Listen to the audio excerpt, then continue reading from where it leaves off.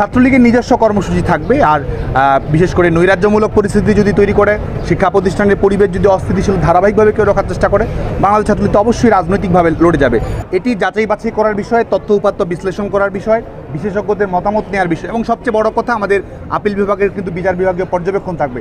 সেটির আলোকে আমরা কিন্তু সুস্পষ্ট হয়ে বলছি এই সমস্যার সমাধান করার জন্য কিন্তু শর্টকাট ওয়ে নেই। যারা শর্টকাট ওয়ে করতে চায় তারা শর্টকাট রাজনীতি নিজেদের যে ষড়যন্ত্রমূলক রাজনীতি রয়েছে সেটিকে প্রতিষ্ঠিত করার জন্য সামনে নিয়ে এসেছে। এটি তাৎক্ষণিকভাবে কেউ জিজ্ঞেস করলে আমি বলে দিলাম যে এত % মানুষের কোটা দিতে হবে, অথচ সেই সংশ্লিষ্ট মানুষের কোনো মতামত আমরা গ্রহণ করিনি।